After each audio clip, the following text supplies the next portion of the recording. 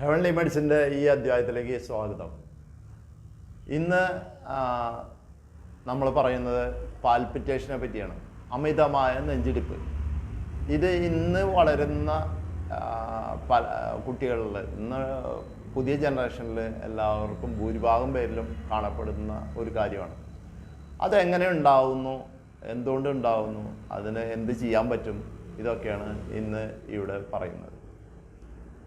സാധാരണഗതിയിൽ നമ്മൾ വേർത്ത് അധ്വാനിക്കുമ്പോഴോ ഒരുവിധം നമ്മൾ വ്യായാമം ചെയ്ത് ഓടുമ്പോഴോ ഒക്കെ നമ്മുടെ heart beat normal heart beat എന്ന് പറയുന്നത് 72-ൽ നിന്ന് കൂടി നമ്മളൊരു 150-160 വരെ സാധാരണഗതിയിൽ വരും.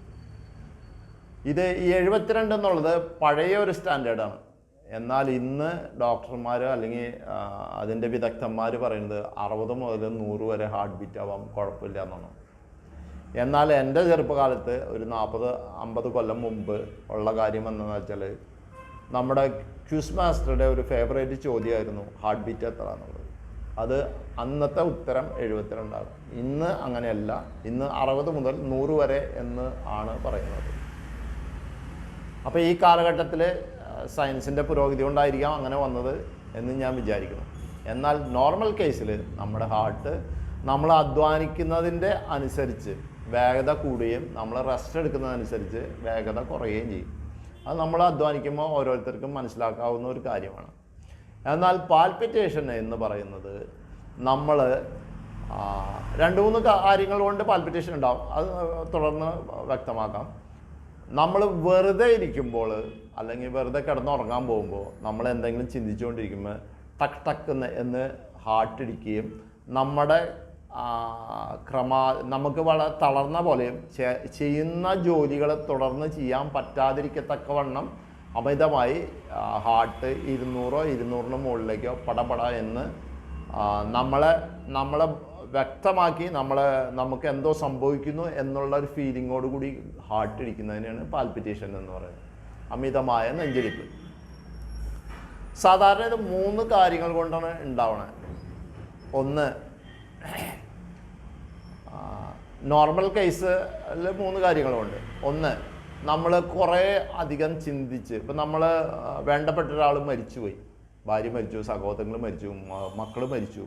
അങ്ങനെ മരണം മൂലം സംഭവിക്കുമ്പോൾ നമ്മൾ ആ ചിന്തയെ നമ്മുടെ തലയിൽ നിന്ന് വിട്ടുപോകാത്ത രീതിയിൽ നമ്മുടെ ശരീരം ചൂടാക്കുന്ന വിധത്തിലുള്ള ചിന്തകൾ വരുന്നവർക്ക് പാൽപിറ്റേഷൻ ഉണ്ടാവാം.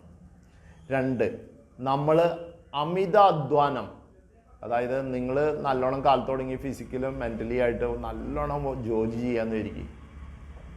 ജോലി ചെയ്ത് നിങ്ങൾ തളർന്നു പോകുന്ന ഒരവസ്ഥ എത്തിയാൽ നിങ്ങൾക്ക് പാൽപിറ്റേഷൻ ഉണ്ടാവാം.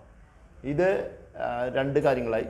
ഇനി 3, നിങ്ങൾ ഒന്നും ചെയ്യുന്നില്ല, നിങ്ങൾ വെറുതെ ഇരിക്കുമ്പോൾ നെഞ്ച് പടപട എന്ന് ഇടിച്ചു കയറുക.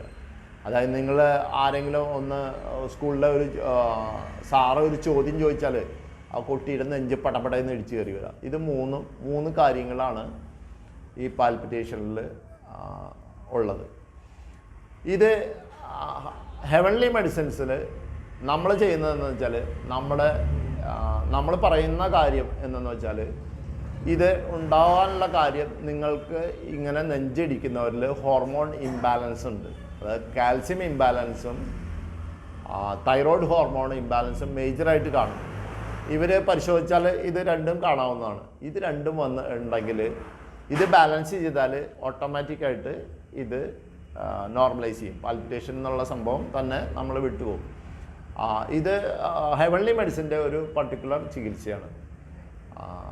ഈ പാൽപിറ്റേഷൻ ഉണ്ടാകുമ്പോൾ ചിലർക്ക് ഇരിക്കേണ്ടി വരും, ചിലർക്ക് കിടക്കേണ്ടി വരും, ചിലർക്ക് ഛർദ്ദിക്കാൻ തോന്നും, ചിലർക്ക് എന്താ പറ്റണമെന്ന് പറയില്ല, തലയിറങ്ങി വീഴാൻ പോകും.